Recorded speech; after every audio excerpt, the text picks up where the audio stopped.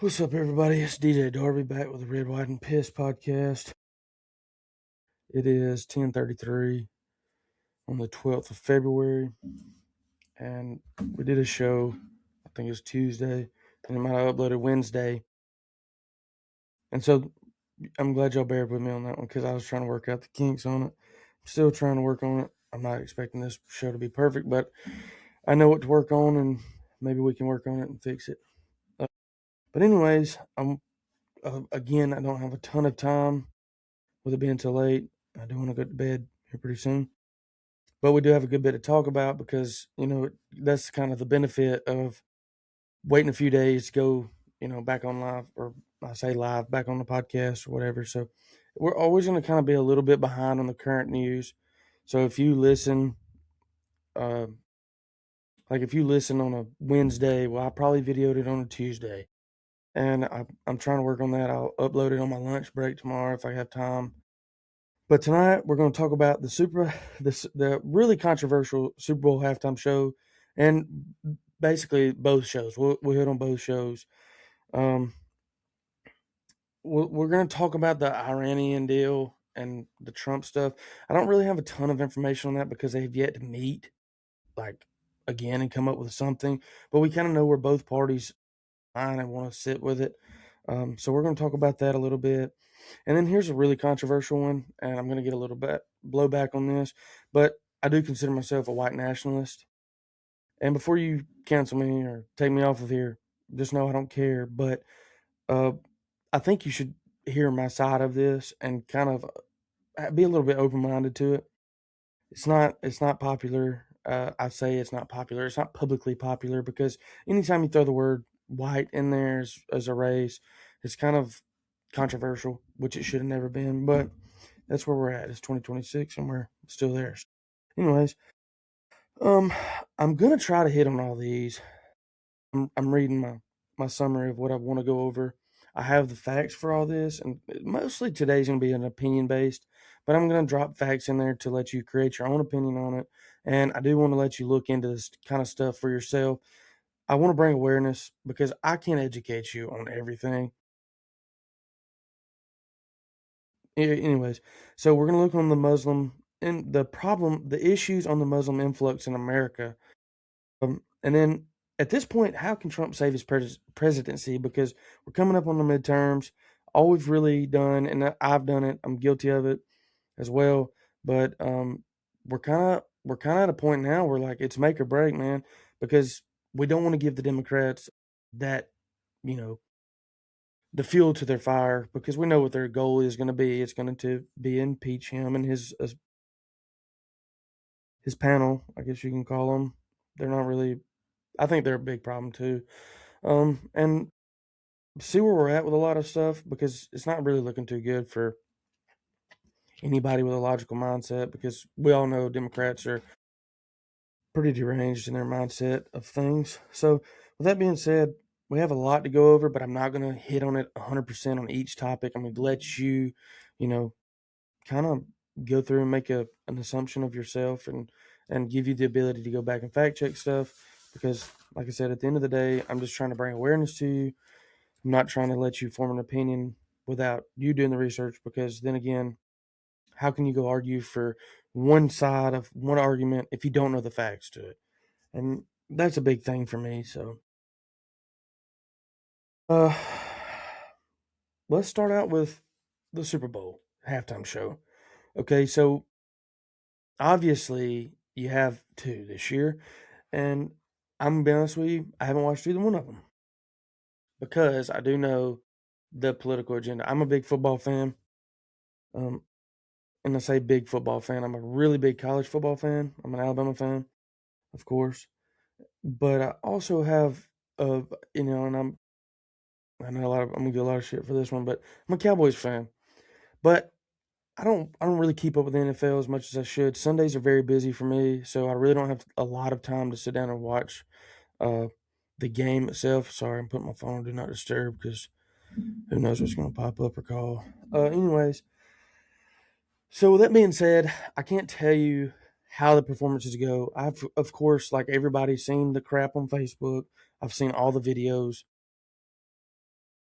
and I have an opinion on it that's gonna be pretty controversial, and it goes back into my white nationalist stance on things because you have one side that is pushing obviously the Latin agenda, and I think Roger Goodell had that set up for that. It's all a political push, um, and you kind of have to take that. You have to take it because we're going to be honest here. The past 7 years, you can look it up. The past 7 years, we haven't had a white Super Bowl performer for the halftime show. And that's he's trying to get into, because if you also look at that, 77% of the NFL audience is white people. So what does he do? Obviously, we've got this white people, by the gods, and says, hey, they're going to watch this no matter what. So the past 7 years, we've had, you know, black. I'm not sure if there was another Latin person before this, but either way, we know there's never been a white halftime Super Bowl performer in the past 7 years. And like I said, you can go back and look this up and confirm it for yourself. But what I like to say is it you can have that. And people can discern whether it's a political push or not. And if they say, hey, I don't study politics, you can revert back to my last show on that because of how I feel about it. But you can also say that, like, I'm not going to tune into that. And that's what I did. I said, hey, I'm just not going to give them views. I don't really give a shit to watch either one of those teams in the Super Bowl. I know it's the biggest game of the year. Whatever, man. Then you have the turning point side. And this is where I'm going to catch a lot of hate on this. For one, I might be overlooking things, but I don't believe that I am because, you know, that's just how I think. But I'm going to say that with, if you sing a song, okay, and then, well, let's start off with this because Kid Rock was the big talk of the turning point thing. I'm not really a big Kid Rock fan. Whatever, man. And it's nothing against him politically because typically I have aligned with him politically, but I've never really gotten into his music. I mean, of course, there's some songs on there that he is saying that's, popular and that, hey, I've picked up on and I've liked it. But we're on a Christian news network, and I've said it before. I am a Christian. I do sin, just like 100% of the world, because nobody's perfect. I'm not trying to justify what I do is wrong or what I say, because typically it's about cuss words. I hardly drink. I don't think I've had a drink since the 4th of July last year. Um, and I might have the occasional margarita or something, but hey, I don't even think I've had one of them in a long time. But I do sin just like everybody else, and that's the widespread sin that a lot of people like to call everybody out on. You're on a Christian news network, and the memorial service they had for Charlie, those were predominantly Christian singers, and I'll give my credit to Alex on this one, my buddy. He's the one that educated me on that because, again, I did not watch that. I knew that was more of a political push when I saw who was speaking at it. And that to me is not the place for that. There is a certain place for politics, and it's not a memorial service. I'm sorry. I know that Charlie was a big political advocate, especially for the right side. And I listened to Charlie. I was devastated when Charlie got killed. And I haven't been into the big, controversy on who did it because I can form my own opinion on that based off the facts that is presented to me. With that being said, I don't think Tyler Robinson killed him, but I don't have enough proof on who did. I know there's a lot of evidence leading to one person, but she didn't pull the trigger. We all know that. Um, because she made it known that she wasn't going to be there. She was at her home with her mother that was sick, whatever the case may be. See, and that's where I have that little discernment. Like, I know she wasn't there, but I know she had something to do with it. But there's so much information in between that I can't tie that together. I'm just not an investigator like that. But I'm back off topic again. So we're talking about the Turning Point halftime show. It was a mockery to me, and I'm big on mockeries. I really like to obtain a lot of respect, and because I give it. Okay, and so when you take Kid Rock, I know Brantley Gilbert. I love Brantley Gilbert. I used to listen to him before he was famous, man. Um, And nothing against the performers themselves, because hey, at the end of the day, they are performers. If you're offering them money, which I'm sure they were offered money, then hey, we have an obligation to go through with this because it pays my bills. Okay, even if you're a millionaire, if you're a millionaire and you say, hey, I'm not going to make the money on this, okay, that's one thing. But if you're a millionaire and say, hey, I still need to make money, who wouldn't? You would never be a millionaire again if you of course, didn't continue to do your job. Excuse me. So I believe that was more of a mockery because you're calling it an all American uh, halftime show, but at the same time you're singing about wanting to fucking cut your grass and catch fish and drink your beer. That's embarrassing for one. Because what are we, fucking a bunch of crazy bitches? No, you're a white man in America, and you have the ability to do all that. So why are you bitching about that? And I get the topic he made on the trans stuff about identifying a man. And if I don't remember the lyrics. Like I said, I didn't watch it, but obviously there's some stuff that you need to pinpoint out of that, and that being one of them. I can't get in line with somebody bitching. You can say that's what this podcast is, but it's not. I will bitch, but I can't get in line with it. Okay, if you want to make a difference, do something that's going to set the tone for something. Don't get on there and cry and bitch behind a microphone on a stage where hey, supposedly, and there's accusations that hey, 150 people were there in the crowd and they made it look like it was bigger than what it was for a publicity stunt. And that's what I also we know that was what it was because hell, who the hell would put on another halftime show? It's never been done. So that being said, I think it's embarrassing, and I think it's a mockery to white people. It's America. It's embarrassing to white people. It's embarrassing to men.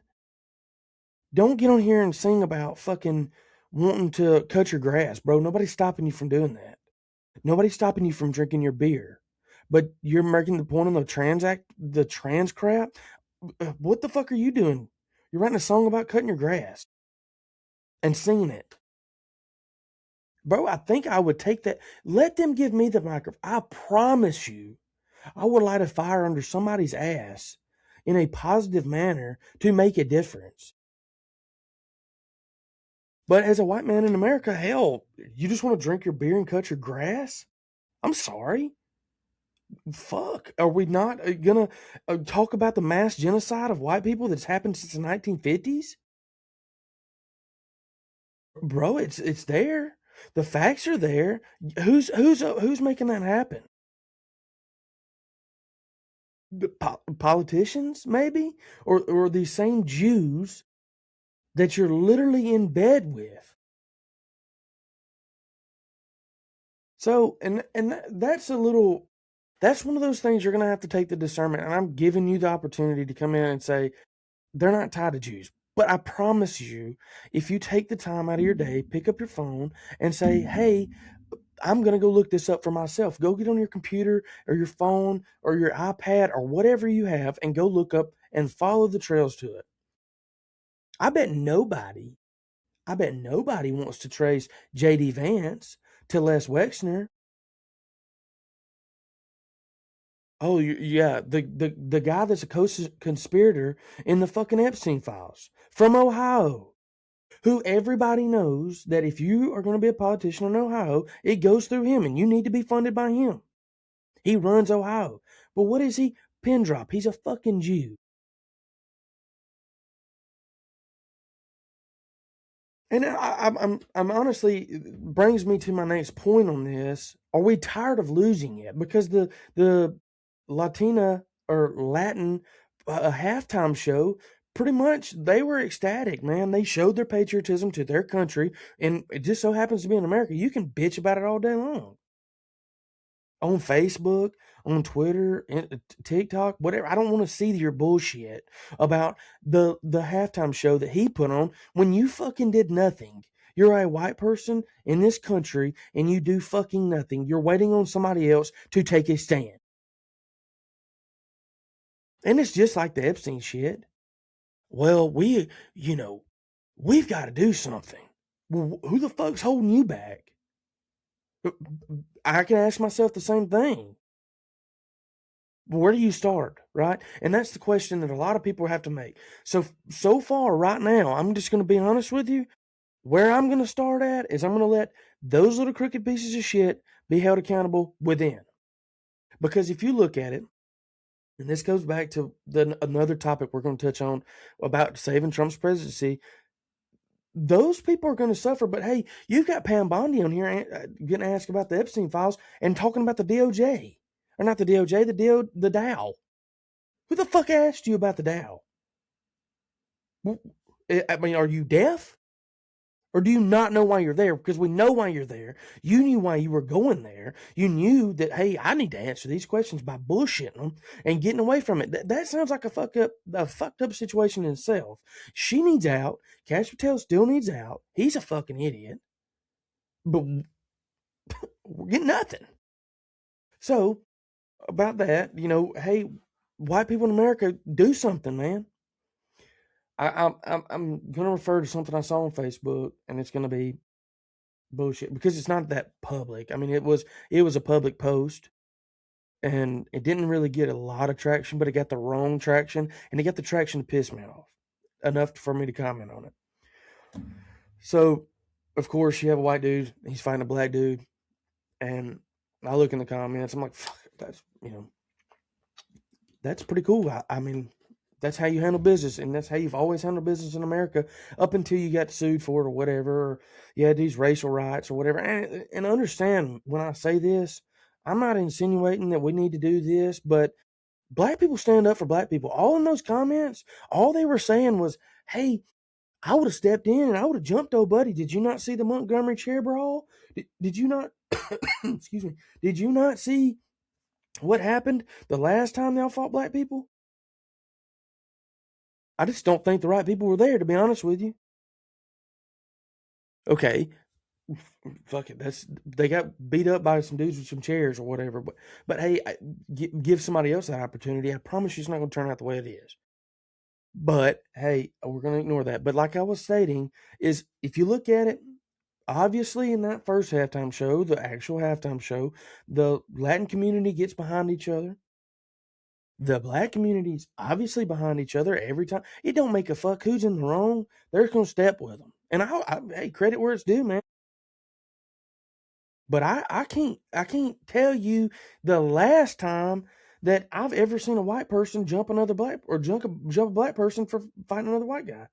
But that's the moral code in our race. And honestly, I think that the complacency in that has become a problem.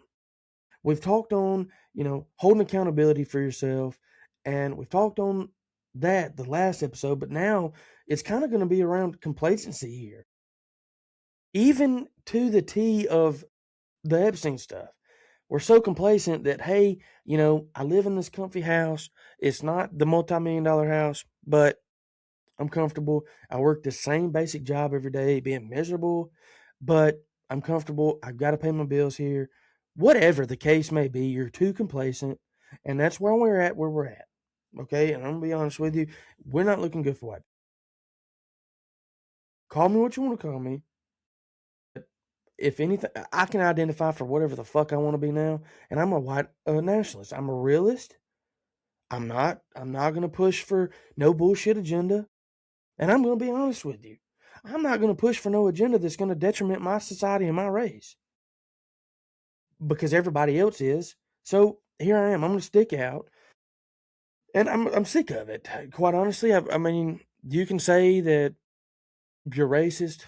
I've told you I don't give a shit what you call me. You can call me racist. You can call me homophobic. You can call me anti-Semitic. But I'm a realist. Okay? And I see it every day. I think Black History Month was a bunch of bullshit. Rosa Parks was a CIA op.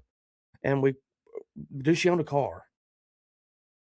What the fuck are you doing on the bus? Oh, you were planted there. They actually had a lady before her that was assigned to that, but she had a baby out of wedlock, so it didn't fit the narrative to get the complacency of the white people or the compassion from the white people. Okay? Y'all, oh, And I say y'all because I'm gonna be honest with you. If you voice the same opinion as me, I ain't fucking ever heard it. I ain't fucking ever heard it, man. I hear it from a select few. But what the fuck are you doing about it? Nothing. Stand on your 10 because, hey, if you got 10, I don't care if you got 9. Stand on the motherfuckers because nobody else is going to do it for you. There's nobody going to come save you. Nobody's going to come save you. So to be the best version of yourself that you can and represent your race and your country to the maximum standards, man. We're not pieces of shit. We're not what they want to portray you to be. Point blank, period. Step up for what you believe in, okay? I say I started that with saying, "Are we tired of losing yet?" And it's really, I mean, it's all based off of what I just said. Like I mean, bro, you've literally got the lowest what is it called reproduction rate in years, and the statistics are showing a very large fall in the white population in the United States. But we're losing, and we're losing culturally. I cannot stand when somebody says white people don't have no culture. Who built the fucking Roman Empire? Who built the Europe? Who, bro? We were Vikings. We were fucking Vikings, and now we're singing about fucking dogs and beer and cutting our grass. What the fuck happened? Complacency. We built a country. We established a stronghold in this country, and then we left it. We let it go.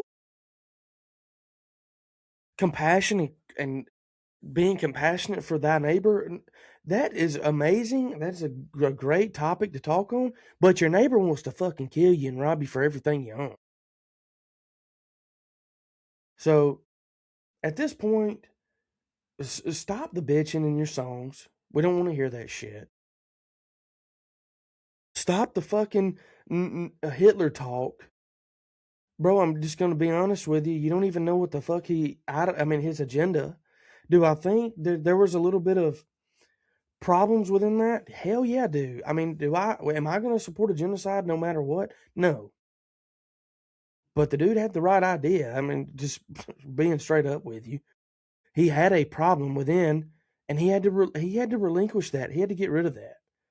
And do I think he went about it the right way? No. But out of 109 countries, you're kicked out of 109 countries. You're a problem. And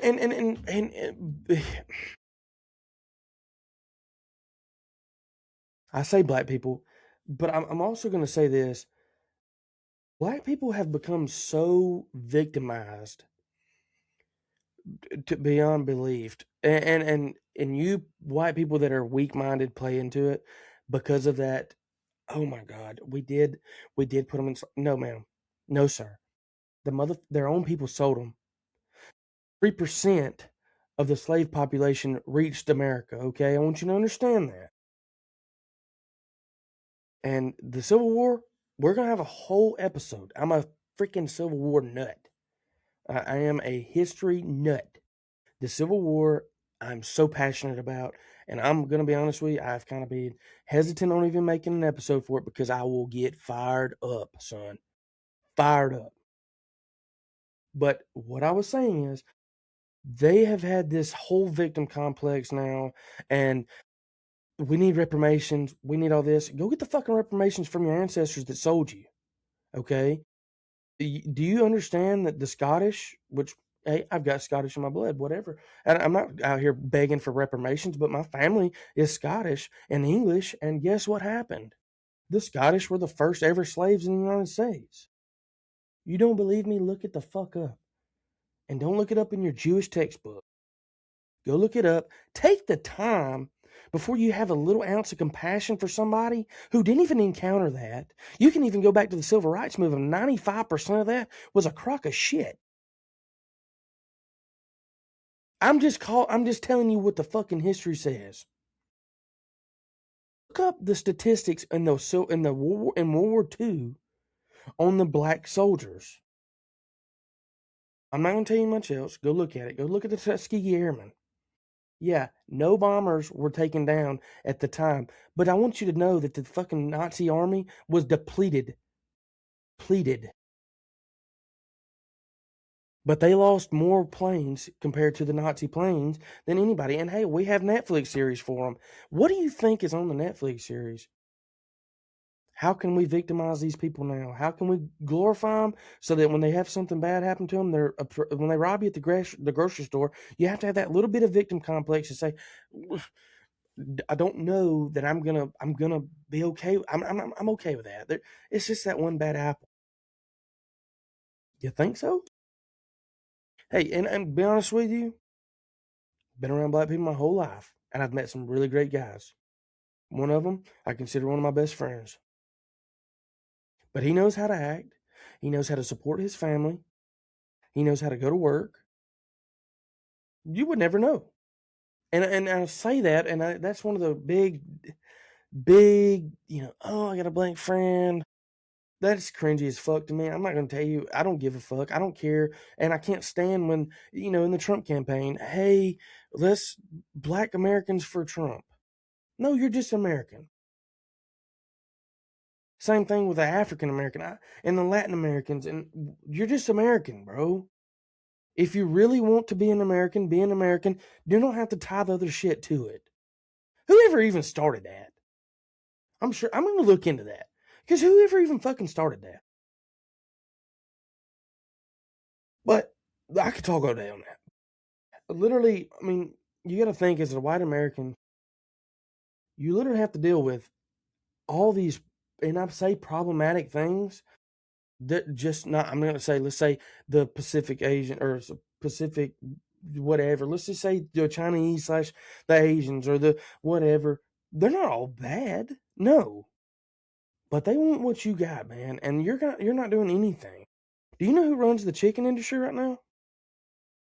I bet you would think a white farmer down the road on County Road 149.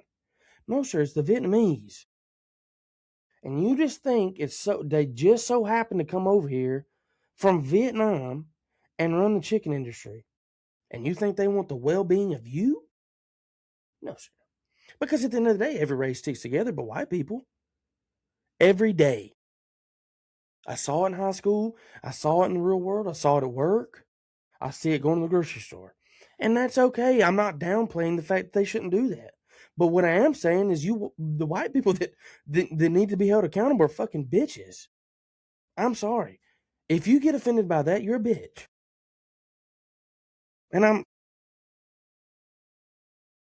But anyways, we have to literally go, and I say we have to go against, no, we have to literally deal with Latin Americans,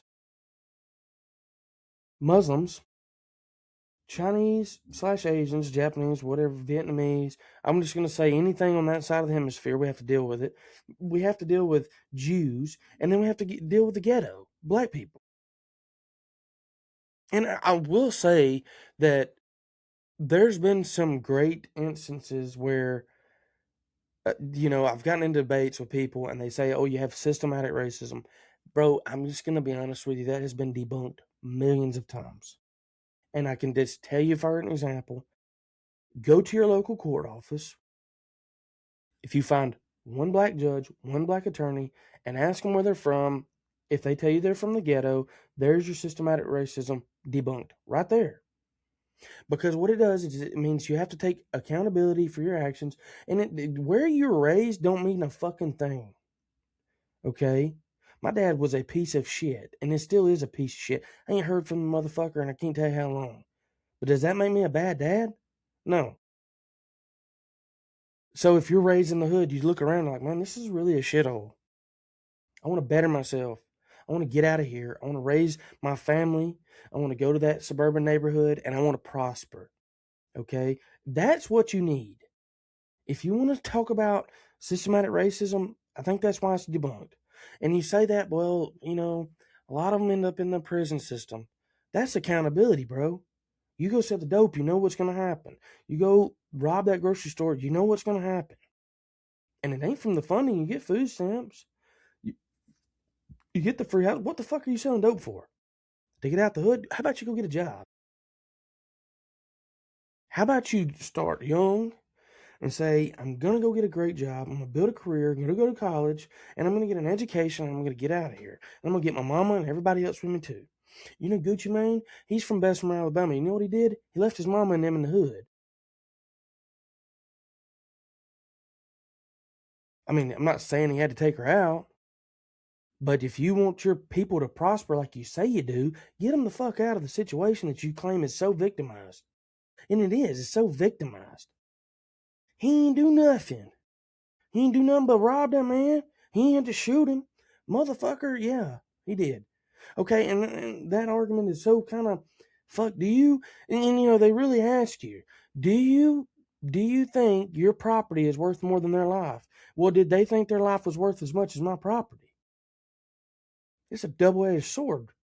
Don't ask me that dumb shit, because you're going to get a fucking answer you don't like. Okay? So, and we're going to talk about, we're going to get off of the race stuff because that's so sensitive to some bitches. But, you know, we even have Mandani or whatever his name is up in New York, okay? He is a profound socialist. He is just going to be it's shit, okay? And I'm going to give you the littlest piece of example that I'm going to talk about here on this. And he is no better than anybody else as far as politically campaigning, but somehow the motherfucker weaseled his way in there, and now he tells people, hey, you're going to have free transportation. No, it went up.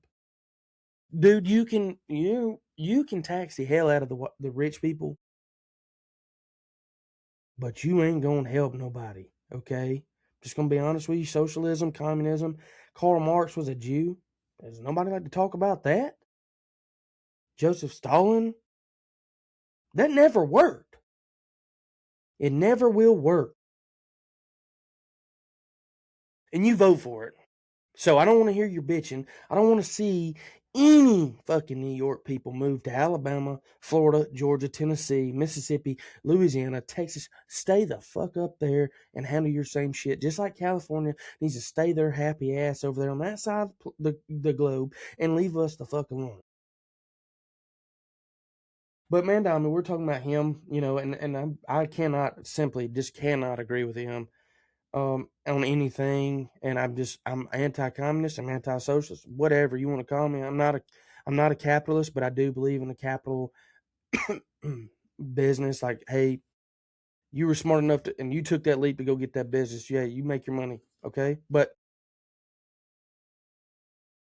Mandami literally says he wants to tax the white neighborhoods to build a community grocery store. What is a community grocery store? If we're going to be exact here, I mean, I would say like the Piggly Wiggly's a community grocery store, or the Walmart in your neighborhood, or hey, maybe that Fresh Value down the road. But that's not what he's talking about, okay? He's talking about building a grocery store to basically give out free shit. And I say free, it's probably going to be very cheap. And that just don't work, bro. And why the white neighborhoods? Why not the rich neighborhoods? But hey, we had to say white people. Okay, and I'm just that's one of our targets here. We're getting targeted by this fucking communism and New York, white neighborhoods. And then I remember, I don't remember exactly how accurate it is, or I can't tell you where I found it. I want to say it showed up on my Facebook. But one of the things was like, um, damn, I want to say he said that he was gonna shit. I don't lost all train of thought, but he said something about white people, and it just baffles me. Oh no, it was if you're gonna sell real estate in New York, you have to like I guess get his approval first or some dumb shit. And I don't even think it's worth telling y'all about. But that guy's a shitbag, and his mom was in the Epstein files. There's actually a little bit of, and I don't believe it, but they're actually saying that Epstein was his father, and I don't believe that, man. But his mom was damn sure in the Epstein files. So, and he just magically popped up on the political scene, you know? Isn't that funny? Like Pam Bondi, where the fuck did you come from? Oh, well, that's right. Florida, that's infiltrated by Jews, and DeSantis is backed by Jews. Takes a ton of money from APAC. And I used to like DeSantis, man. I had a shirt for him. And I'm not even from Florida, but I looked into him. He is an APAC fucking shield, man. He's terrible.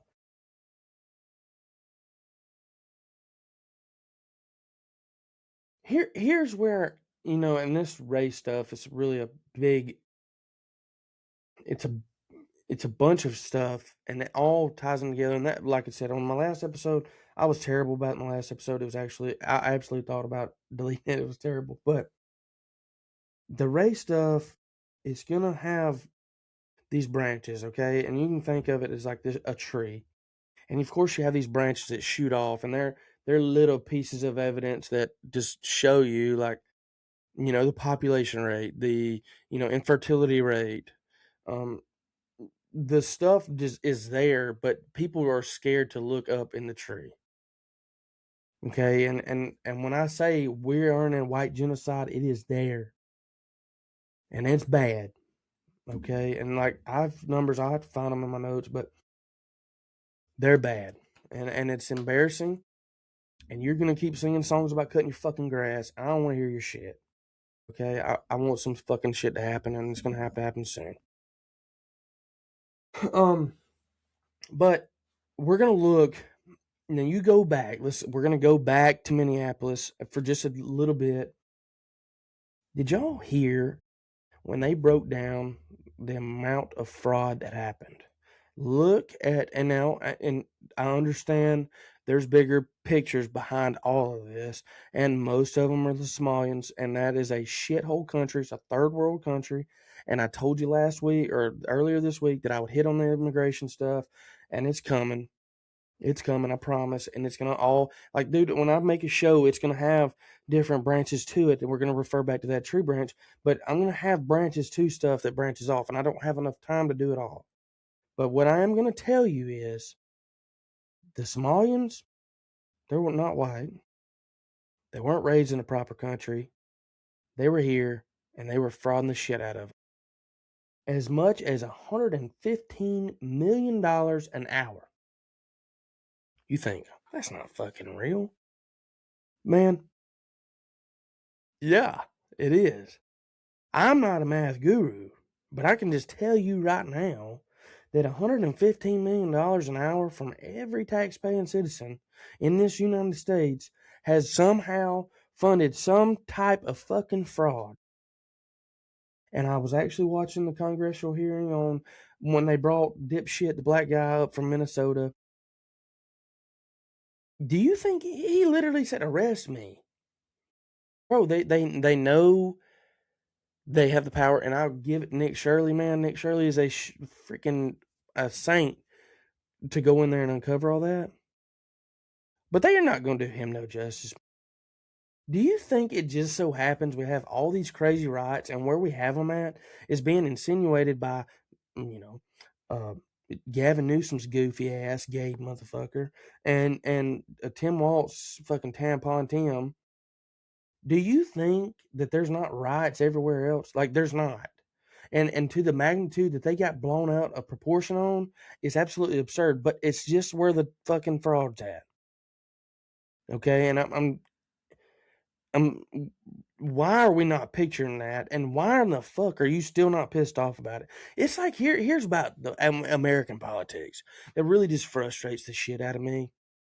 We have something as big as the fraud, and then it gets publicized for about a week through this mainstream media and even the podcasters. I'm not a fucking profound prophet. For God's sakes, man, it's my second episode. And I sucked on the first one. And I might suck on this one. But what I am going to tell you is you didn't cover that past the first fucking week. You're not pissed enough about what the fuck they're taking from you. You're not pissed off enough about the mass immigration coming in here. And you're not pissed off enough about holding any of them people accountable for their bullshit. And quite honestly, that's what it is. I mean, we can talk little about it. After all, I'm telling you, I'm just a little dude from Alabama. And I'm not going to give you these big political words because I'm trying to stay on the same level as everybody else. But it's bullshit. It is absolute utter bullshit, and they're slapping you in the fucking face with it, and you're not doing anything about it. You're making a post on Facebook about a fucking Mexican singing or a Puerto Rican singing at the fucking halftime show. That's where you're at. That's where your mind's at. Like, no, we didn't just uncover one of the biggest and absolutely the biggest child sex trafficking ring, if we're even going to call it that, because at that point they're not even calling it this anymore. But we're exposing these sick individuals, and we're talking about the halftime show. Like, hey, give you this little breadcrumb here, and then we're gonna hop onto this next breadcrumb, and you blew the halftime. I saw more people talking about the halftime show than I've seen talking about the fucking kids. And get offended, please. And please, when I upload this, comment and tell me how the fuck that offended you. Please. If that offended you, you're the same person I'm talking about. You're that same white motherfucker that's sitting on your couch and you're bitching about a halftime show on Facebook or Instagram or Twitter. I don't even have Instagram, but I'm sure y'all was bitching there too. And then you were talking about this song. Cut my grass, drink my beer, and love on my dog. If that's your fucking problem, don't talk to me about fucking politics. Don't bitch at me about what you want me to talk about. Don't bitch about your gas prices, your grocery prices, or the fucking kid next door going missing.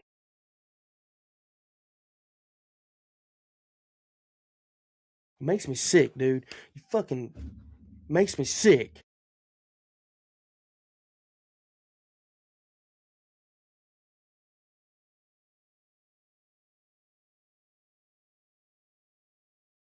Okay, and we're going to talk about the Muslim influx in the United States and how bad it is. And I say this because even though I just cussed everybody out, I am a Christian. And like I said before, I'm a sinful Christian. I read my Bible, I try to fix it, and I'm moving forward tomorrow, and maybe I can better myself tomorrow. But these Muslims are not your friend, okay? And I want you to know that right now. If you were ignorant enough to believe they cared about you, you're wrong, okay? And I'm going to give you some hard facts on that. And I think you could do the due diligence of yourself to go look up the rest of the actions that happen. Not necessarily saying they're all terrorists, but there's a lot of terrorist attacks. But, excuse me, I want to give you some facts that should piss you off. If they don't, this podcast ain't for you, and you just can't use your fucking brain. 39% of Muslims think Sharia law should be implemented in the United States. That's just one of them, and we're going to talk on that because I think it's so hypocritical, I think it's so hypocritical that you have the feminist movement, and you have the liberals who it's my body, my choice. That's a crock of shit. You have the same people allowing these Muslims, you have these Muslims, right? And they're coming in this country, whether it's HP1 visas, whatever the fuck it is, which that is a big detriment. Whether you want to believe that or not, it's a big detriment in this country. It might be the most legal route for them to come in, and it's a work visa. That's the worst fucking thing we could have ever done for our race, our country, our morals, our Christianity, and our beliefs on anything. Okay, anything. That is the worst. But Sharia law, literally, you need to look into it. And I can't touch on it a ton because we're gonna slowly run out of time. And I might have to leave some of these segments for tomorrow. And I'm gonna be honest with you, I'd like to leave the Iranian deal alone because we just don't know, but I can give you a little tad bit of information on that, and maybe we can go from there, maybe pick up on it next week. Anyways, but Sharia law, the same feminists and these fucking libtards, these purple-haired fucking retards that are walking around screaming at you and blowing their whistle at eyes. And by the way, I know I'm jet bouncing on this, but let's pause. That's on the gay. Nobody clip that and call me gay. But the same whistles y'all are blowing, do you know that Nazi Germany started that? But we're fascist. We're bigots. We're Hitlers. fucking dumbasses, man. Y'all are so stupid. Y'all literally were asking people for your papers at these checkpoints, and here I am. I'm getting fired up over a purple-haired motherfucker. You're literally asking for people's papers at checkpoints that you set up non-legally. That's not legal, by the way. You're not a police officer, but you're asking for people's papers. But when we ask for illegal immigrants' papers, that's a problem. Hypocritical much. But anyways, Sharia law. Look into Sharia law and tell me how many rights women have in that. There's none. You think it's just a fucking odd quink dink. They cover their face. They wear the long dresses, and they don't show any skin. I'll let you look up Sharia law because there's a lot into that. And don't just Google and click the first link you see. Because there's one thing about the Muslim religion that has changed a lot, and it adapts to society. But these people that are voting on this and that are in this country have not adapted to society and have not adapted to this new Sharia law because it's not radical enough, okay? 46% of Muslims believe we need a Muslim government. And that don't mean a lot to a lot of people. Okay, and for me, I'm a kind of an anti-government kind of person. Radically, I know that we it's there, but I don't care if the shit gets burned down tomorrow, especially over these kids. Fuck you, Pam Bondi. 30 years, eat my ass. But anyways, 46% of the Muslims believe we need a Muslim government. Okay, and I'm just gonna reiterate that to you: Muslim government. So everything within that Sharia law that you hopefully just took the time to pause this episode and go look up, or hey, you notated it and go look it up later, is what they're going to push for. So we're going to all wear our jihads. We're all going to walk around and cover our face and wear our little long clothes and wear them pointy little dingly shoes, look like fucking elves walking around. No, that can't happen. And that's a lot of percent. That's a big percentage considering the influx is here.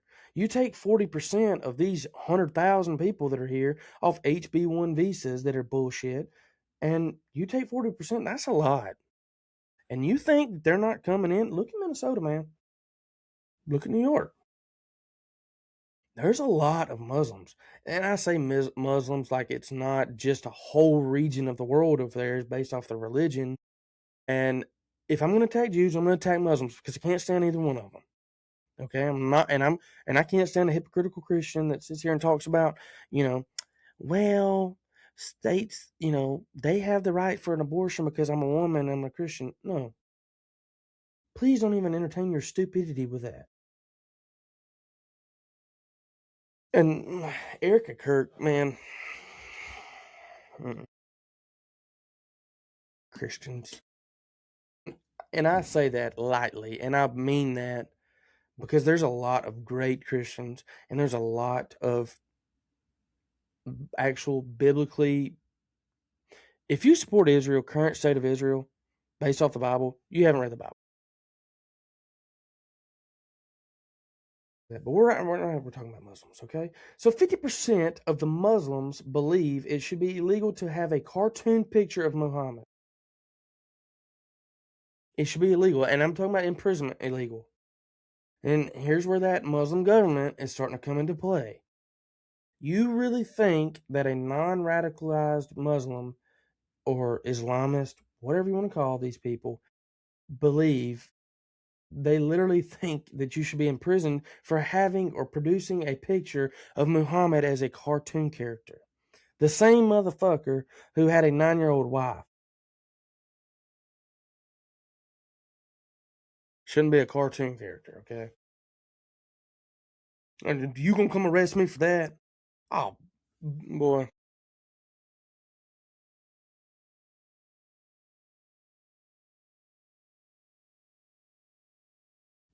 And to say this, and still we're branching off on this white nationalist movement. And I say a movement, we're not getting a lot of action out of it because you chicken shit. You're singing about cutting your grass. But to say that this is that tree branch, and this is one of the proofs off of it. These people don't like you. They want you to come in and refer back to my last episode. And I talked about the gas stations and I talked about the hotels. You thought I was just throwing that in there for fun? You're not pissed off enough about these motherfuckers coming in here. Name the last time you went to a white-owned gas station. If you have one, buddy, I don't care what they ask for that can of Coke or that can of Copenhagen or that Snickers bar. I don't care what they ask for it, pay it.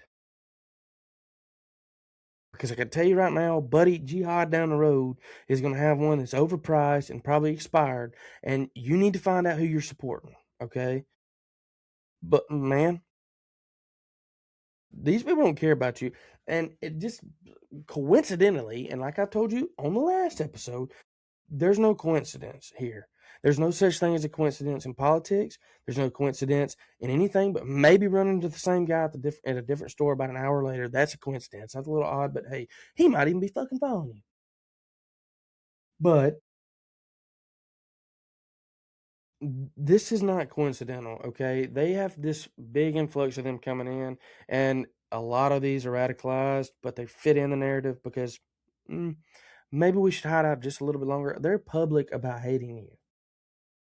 There's literally clips on the internet, clips on YouTube. They literally want to despise the white race and they want you gone. And, you know, I could see why. But do you think what are you going to do? Roll over and take it? I went to the aquarium, the Atlanta aquarium, in September for my son's birthday. And I will tell you right now, they reproduce like jackrabbits. They have the minivan slap full of people, and they all have kids, and then those kids have kids, and they are not going anywhere. But they're protected. I told you about the grants last episode. Do your information, study that, because what it is and you think it's coincidental, again, no coincidence, that they all have the last name Patel. And let me just give you a little bit of insight on this. So let's say you have this Jack Patel and you have Ranshami Patel, and Ranshami bought the gas station when he first come over here from whatever country they chose to come here from. And so he goes, buys a gas station, right? Well, they got a grant from the United States government. There's your tax dollars, gone. They don't give you grants to go start a gas station or business. There's a reason there's not white gas station owners, being honest. Okay.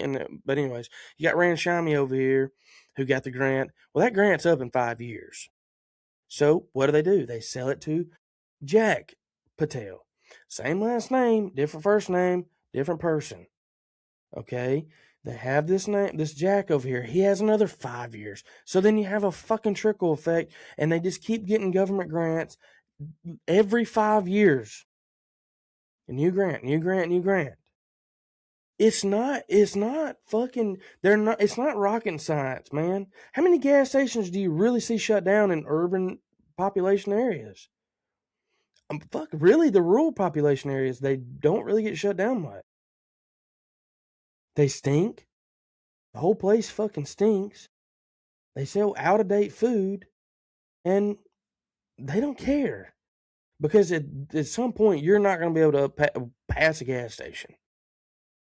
Okay, and you're going to be thirsty, and you're not going to do the due diligence to go buy the white gas station to get a drink because there ain't many. That's all part of the plan. And I'm going to be hated for this. Fuck, I don't care. I really don't care. You're going to hate me. No sweat off my back, dude. And I'm being honest with you on everything I say right here is an honest opinion and honest facts that's backed by it with plenty of examples. Take the time to go look. Or is that too much to ask? But so in the grants, I'll tell you this. I went on a duck hunt one time. Me and my cousin, we went on a duck hunt to was it Jackson, Mississippi? No, it was Greenville, Mississippi. And the guy there owned a rice farm. And if you know much about that part of Jackson or Mississippi, it's wetlands, great duck hunting environment, man. But there's a guy there that he owned a hotel. A white guy. He was letting us hunt his property. Very nice guy. I believe he owned a hotel. He might have owned, or might have had somebody that owned a hotel. And this is right as Trump's announcing he's going to run for president. And me being in high school, I think I was a senior in high school, might have been a junior in high school. I was like, dude, hell yeah, man. Trump sounds like a great guy. He aligns with my agenda, whatever. He straight up told me, he was like, hey, back in the early 2000s, Trump was a big businessman. Of course, everybody knew that. And a lot of people thought, hey, I would never get to talk to him. This little guy from Mississippi, literally was on the phone with somebody, got in touch with Donald Trump, was getting business advice.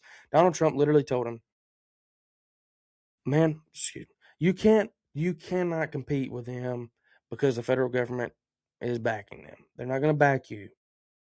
The minority-owned businesses, and that even goes for women too, the minority-owned businesses get all the government contracts. I see that all the time. You can be Mexican and own a minority business. You're going to get tax breaks. You're going to get fucking help.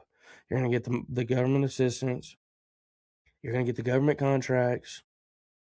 Literally, I'm going to be honest with you. If you're a man in America and you're white, you're fucked. And I've said this before.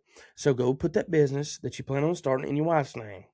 Go put it in let me tell you, the most protected minority in this country is a black female black female veteran. Sign them up, bud. Give them $200 a week, a month, or whatever. Put their name on that shit. You'll get whatever you want. It don't make a damn. DEI programs, bullshit. That is actually more racist than not hiring because of their color. Because of the qualification, you just get hired based off. That was one of the big things everybody said. Well, Charlie Kirk's racist. He said he wouldn't fly in a plane, flew by a black man. You missed the whole point of that.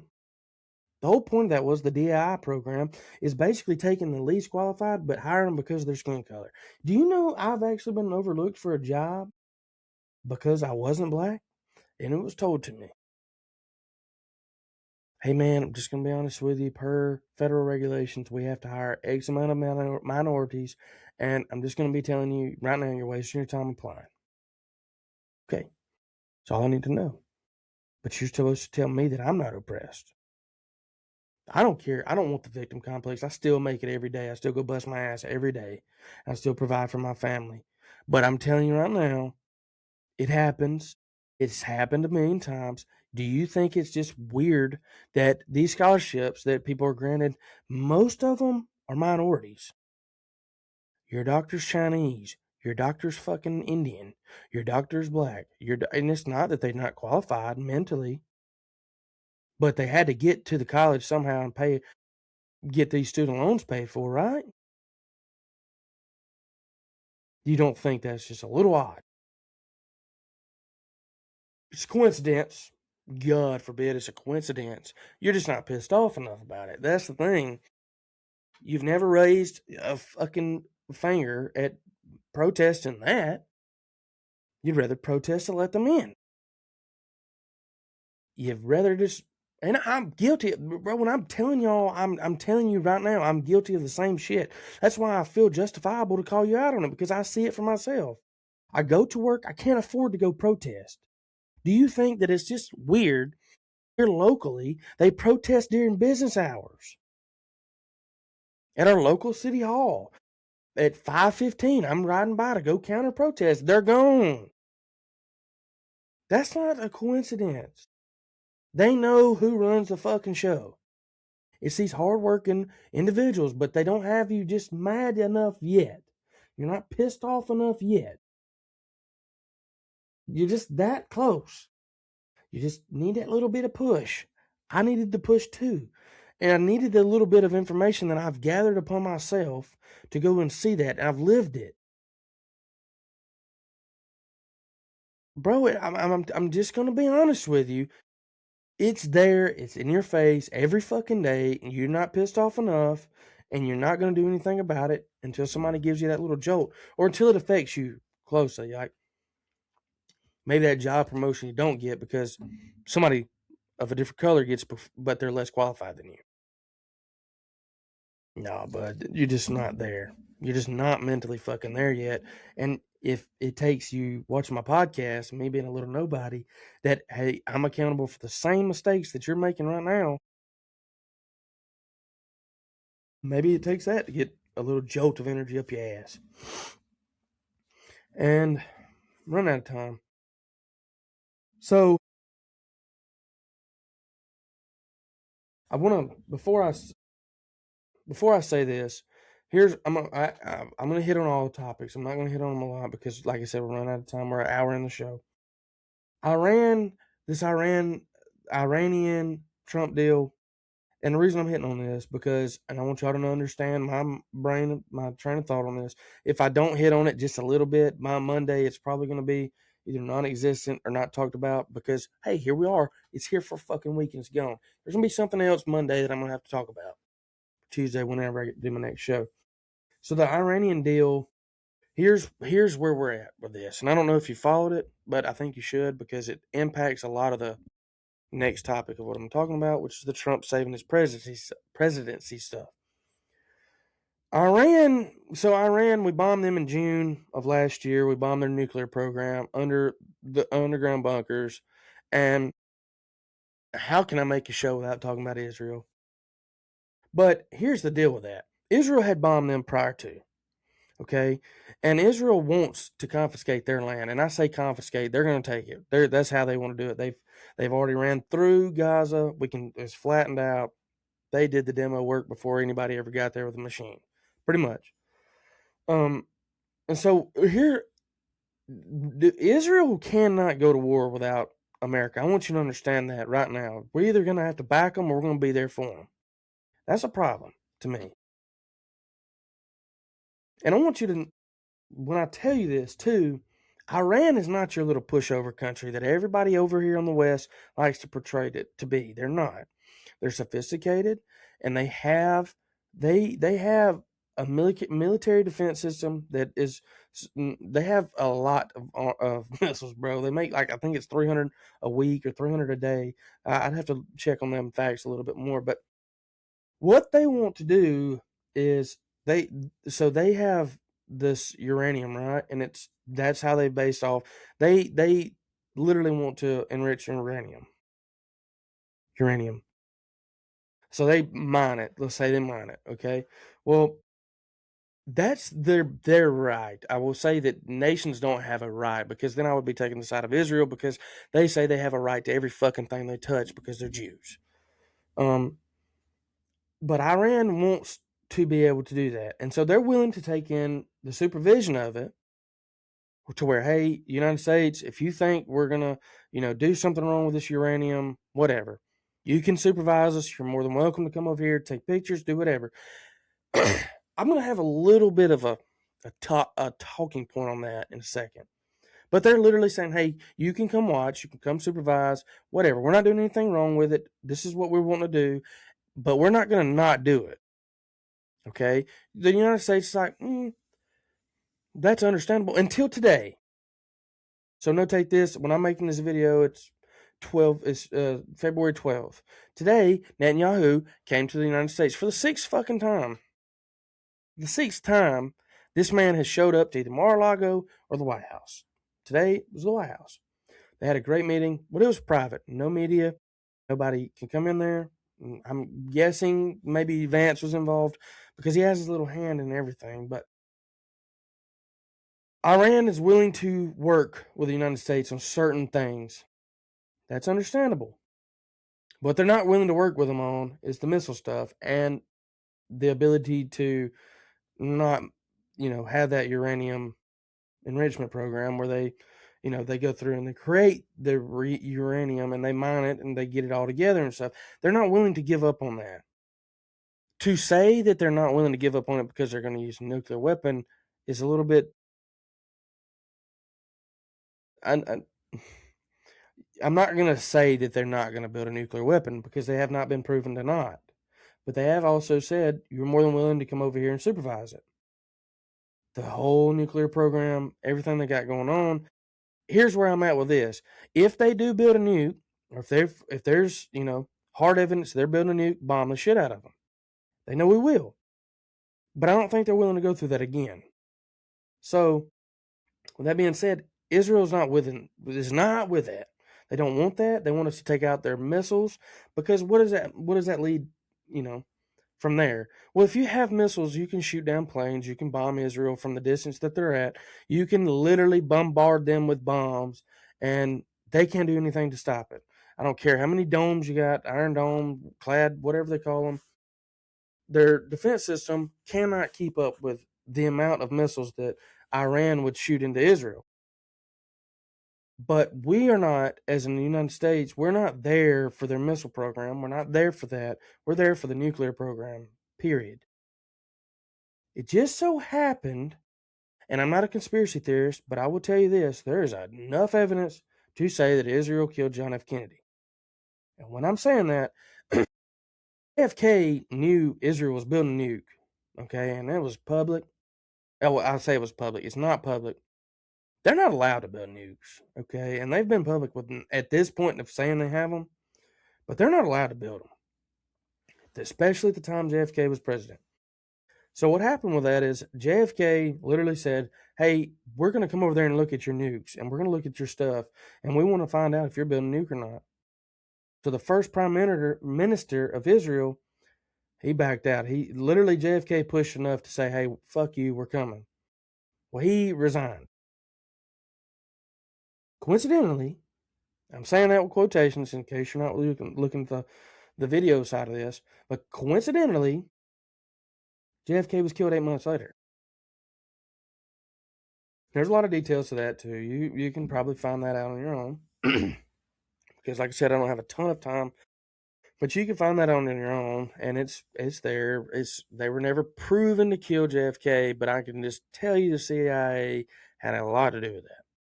They've had their hand in a lot of shit. And I'm gonna tell you right now, the CIA is a bunch of bullshit. And when I say that, they're not a government entity that you want to fuck with because they can kill you, they will kill you. They have their hands in all kinds of bullshit. They basically run as a country that is not regulated with American funds, okay? We'll say that. They have their own Hollywood production side to where you portray the CIA to be the good guys. They literally put back money for that so that you and everybody else watches movies, the TV. When you see the CIA, you feel safe. Them fuckers will kill you, bro. Straight up whack you. And so I was kind of skeptical on talking about the Iranian deal because they have not met yet. Originally, the United States told Iran, hey, we're going to meet, I think it was Turkey. And then Iran was like, no, we're going to meet here.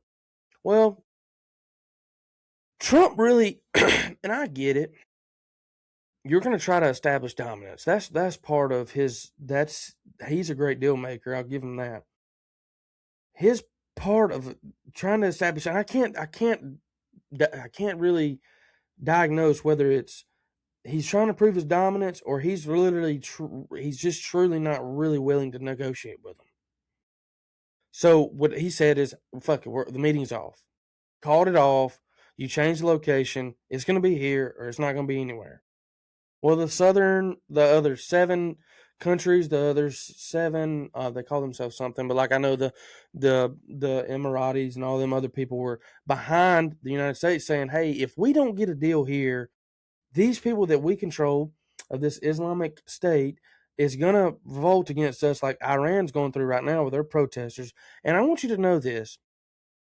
Those protesters in Iran are fucking pissed because Trump made it a big deal saying, hey, if you lay a single finger on an Iranian protester, we're coming. Well, he backed out of that. So those people are pissed. They're literally burning pictures of Trump, burning American flags. They're pissed. They're lighting statues on fire out there. I don't even know if they understand, but you can't burn brick or concrete, but whatever. They're pissed. So at this point, Trump's really going to have to make a big deal here because you either play hardball, and then we're over there boots on the ground because you're not going to conquer Iran from the water. That's not going to happen. You're not going to just do it with some planes and them shut down. The Houthis and all them other little terrorist organizations that they implement and they fund, sure, that needs to be held accountable. But like I've made my statement before, we need to control the Western Hemisphere. We have no business over there. The only people that are involving us in that business is Israel. Israel's main goal is to conquer Iran. If y'all see where I'm getting at here, we're basically Israel's bitch. And that's where they're funding their war. They won't go to war without us. They don't have the kahunas to go do the stuff for themselves because they know, hey, there's some repercussions that are not going to be pretty for this. Why don't we go get a lot of American soldiers killed instead of our soldiers? Excuse me. That's how they have this pictured. And obviously they've got something on Trump, or Trump's just blind, or they've put a lot of money in his pockets from the Israeli donors. Honestly, I think it could be an accumulation of all, but I don't want to speculate because it's kind of hard to speculate on some kind of deal that's not been portrayed yet. If I speculate on it a lot and they come up with a deal tomorrow, I'm going to look like an idiot, and I don't really care to look like an idiot based off speculation. And so my next topic is, how can Trump save his presidency right now? And I say right now like yesterday. Because, and I've got this in all caps, I've wrote it, the big thing, because you have to look at it this way. Okay, you have the left wing, which is, we're going to say, the Democrats, because at this point, I will say they're radicalized. And I'm going to say that because the Democrats, they've never been able to accomplish much as far as positive work for Republican-based voters. And when I say that, is most Republicans are middle class, hardworking individuals, blue-collar workers, healthcare workers, stuff like that. They've never really been able to kind of relate to that. They can campaign for it, but they don't give a fuck about you, dude.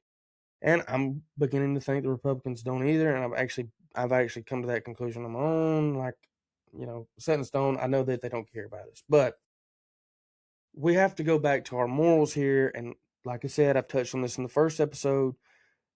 Well, within morals, you have to kind of align with the Republicans, or you have to have no morals at all, align with the Democrats, who is for the mass immigration, is for abortion, is for all this crap that's ruining America's that I just said earlier. Like I've touched on before on this same episode, like the white nationalist stuff. You can't really align with the Democrat. I'm going to be honest with you. And Trump's problem is the HB1 visas. If we can cut them out, which I don't think we'll ever will, because you got to look at Vance's wife and Ramaswamy, or whatever his fucking name is in Ohio. He's Indian. I don't believe a foreign leader, anybody born foreign should not be in any kind of political office, for one, because we're going to go back to this. But anyways, how can Trump save his presidency? That's the big picture. And we don't want to lose it, because I know a lot of people say, well, fuck it, let's let him fall. Now, to his defense, which is very hard for me to come up with right now at this moment, to his defense, if he falls, the next, at minimum, 4 years is going to be a purity hell, and it could possibly be 6 if they get him impeached. With that being said, the Epstein files is the sole Trojan horse for him to get impeached. Clear as day. They're going to run that into the ground until 2028. That election is over.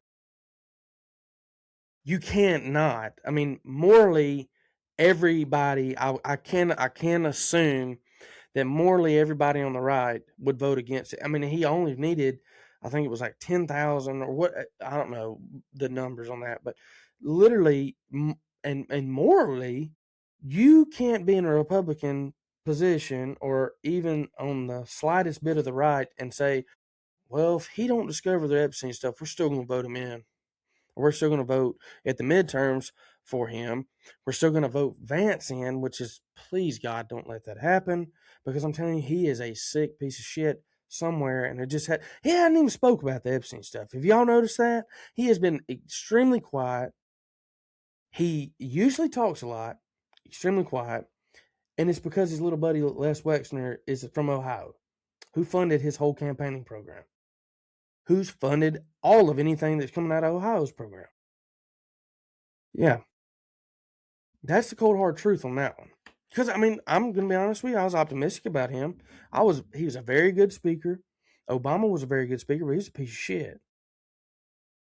Vance had a lot of morals that I could align with until I found out the AIPAC money, until I found out the Les Wexner stuff and his stance on Judaism. But, so, back to my point, we can get Trump out by bitching about the Epstein files. Don't let up. I don't give a if it's over the Epstein files, let him have it. He can fucking go. He can burn in hell. And so can everybody else in his administration that has defended him and has covered this shit up. Pam Bondi is a bitch. And Kash Patel is a piece of shit. And I've said that before, and I'll keep saying that. I want him gone. Period. So, here's my point to that. How can we save Trump's presidency? We can't save it. How can he save it? Right now, all I can figure out is you make adjustments in your administration, you get those pieces of shit gone, the Pam Bondis, the Kash Patels, the Jews, the people that are backed by Jews. I don't see that ever happening, because at the end of the day, he knows he's not going to get reelected, and when he doesn't get reelected, or when he doesn't have a political office, he still needs his money, okay? So I don't see that happening, but I'll give him a little bit of leeway on all of his administration being gone, because that's just kind of hard. But he needs to change his stance on the Epstein files. That's the big thing. You can come out tomorrow, Donald Trump, and I'll give you this. You can come out tomorrow, you can say, every one of y'all that's in these files, that's redacted, whatever, we're going to unredact it, first of all. Second of all, we're going to come in here and fire your ass, and you're going to be in prison, and you're going to rot there. Because, and I'm not much on the legal system. I think it's a crock of shit. I don't think the executive branch of that is, a lot of people don't even, if you're in the judicial system and you know you're under the executive branch, and your three branches of government, and your executive branch is to execute the orders and the laws of this country, right? You can go, and I've literally seen the videos, you can literally go ask these FBI directors, these FBI agents, whoever, what branch of government are you under? They can't tell you. So, with that being said, we're gonna have to change your stance on that. Get them motherfuckers in prison, hang them in the front lawn of the White House. I don't really care. Something needs to happen, and it needs to happen now, like yesterday. Now, three months ago. Now, only catch of that, and I'm gonna bring this up because I cannot stand it. Y'all don't understand the amount of disheartening. I cannot stand a Democrat. And I say a Democrat. I'll say a left-wing nutcase, because we argue with them a lot more than we do just a standard Democrat. Y'all had 4 years, and y'all are just as incriminating in those files. Don't play victim now. Don't you sit up there and say, well, excuse me, well, you had this to do it. You could have done it. You could have come out. You're hiding the files. Hold up. Okay, we're not going to ignore the past 4 years. Well, for the 4 years of Biden, who had the files, who did nothing with them, who did not present an ounce of evidence to the United States citizens. So don't misinterpret what I'm saying as I'm backing the Democrats, because that is never going to happen, for one. And two, they're just as guilty as the Trump administration right now. The only difference I have on the Trump administration is you have the position to do it now, and you're pussyfooting your way through it, and you're acting like it was never there. That infuriates me. You lied to us. That infuriates me, period. And then, let's just cut the foreign aid, period, to Israel. Because at this point, we're funding their wars. We're literally inviting them over here, and they're running the show here. If you can prove to me you can cut the foreign aid to Israel, and cut the relation. I'm not saying just cut them cold turkey out of the whole aid, and not the whole aid, but the whole ally situation. We're going to keep our tabs on you, but we're not going to fund you. We're going to support you here and there. We're not going to support you fucking money wise. Financially, that's gone. You should have took those 10 to 8 decades of $300 billion and you should have put it in your fucking pocket. It's not my fault that you go out here and fucking pick fights with everybody. It's like the schoolyard bully who's just not that big, but he's got that big brother. That's a good analogy to use because theoretically, you can go fuck with that kid as long as your big brother's on the yard with you and it's going to beat the shit out of him at the end of the day. It don't matter if you're getting whooped or not. That's the analogy that we have to have. What is Israel without America? Nothing. What is NATO without America? Nothing. So, and we're gonna have to obtain some type of morals within this, Trump. You care so much about your name, you're not humble at all. You have to, if you care about your name so much, let's work to change it now. Because I'm gonna be honest with you, I'm pissed. A lot of other people are pissed, and I know I can count on two hands, all 10 right now. I can name you 10 people who just don't agree with you and voted for you. I can name I can go find 10 videos right now on my TikTok that can tell you right now they public about voting for you and they wouldn't do it again right now. And if you have an agenda to that, you better get it in motion quick. I don't want to see it the day before the midterms. I want to see it yesterday. And I'm not trying to pressure somebody into making a bad decision. I do know you can't incriminate somebody without evidence, but what's written down there is supposedly evidence. It's enough to present it to us. If you have enough to incriminate somebody, please, for the love of God, stop redacting it and at least let us know who's getting incriminated. So, I mean, we can call it all quits now if something don't happen. Soon. And I mean fucking soon. Something's got to give, and if it don't give, you're gone, bro. The whole Republican Party is dismantled.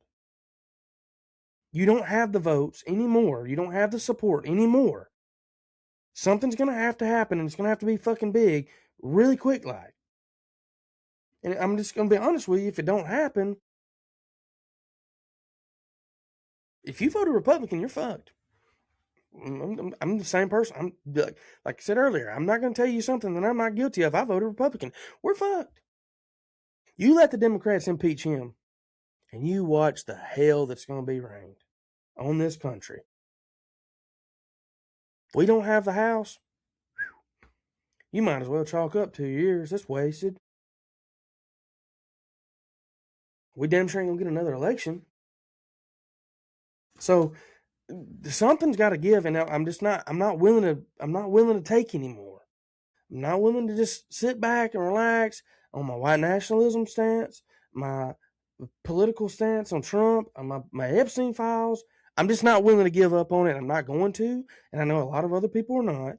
But I need you to understand, if you're listening to this, hey, I greatly appreciate it. If you got offended by anything I said earlier, and you didn't go fact check something and you just went home and bitched about it or cried about it, you are a problem.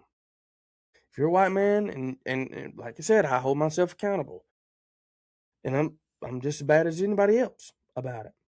But if you went home, you went on your couch and said, I just want to watch my game.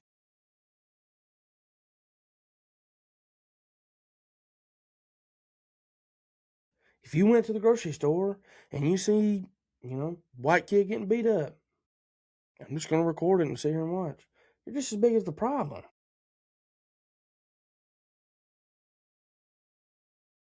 I know it don't look.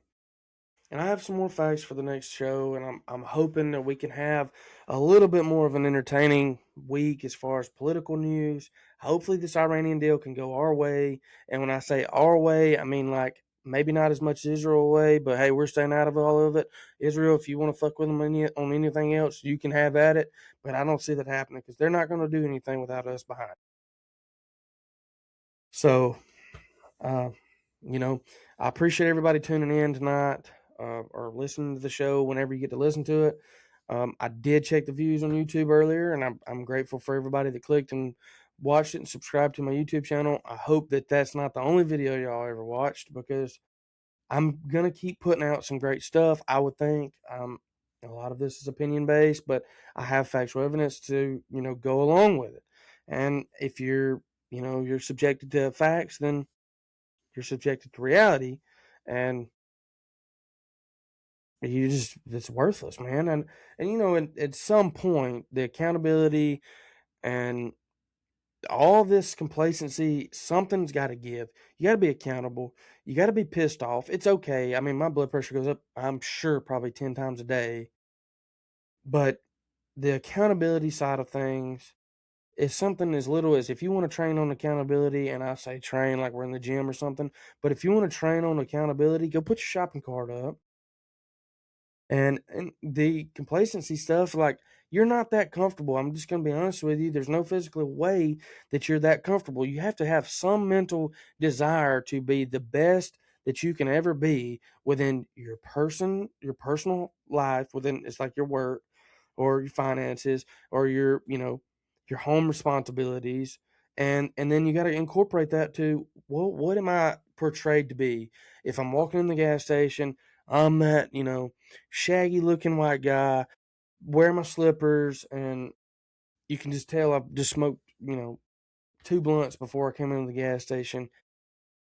Look, have some morals and standards about yourself. Tired of seeing these slobby ass white people. I know I'm a little overweight, but I can get down if I gotta get down, and when I get down, I'm gonna get down good. Hold yourself accountable to that. If I'm gonna just break it down to you this way, and I'm gonna cut it off at that. If there was another country to invade this United States, when we run out of bullets, we're fucked. Now think about that. When you run out of bullets, you're fucked.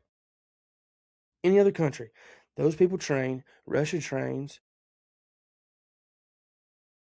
To be honest with you, a lot of countries would wipe right through us as soon as we ran out of bullets. That is literally the only thing saving us, and that's one thing that they have pushed for a long time, that Democratic side, those 2A rights. And that's not a coincidence. So understand that. Anyways, it's getting late. I gotta pack up and I'm gonna go get in bed. But I really appreciate everybody that listened in and supports me and follows me. I don't care if you just share it. Share this video. Try to get this out to people, man. I can assure you that most people aren't gonna make it past the first topic on this. So if you're still here, I greatly appreciate it. If you're not, I didn't need you anyways, because if that offended you, you're not built for the rest of this podcast. I do plan on making some really great statements and topics on my agenda. And I say my agenda, what I'm pushing for here. And I really just hope and pray that everything works out. But anyways, y'all have a great night, and thank you for tuning in. Oh, I didn't hear.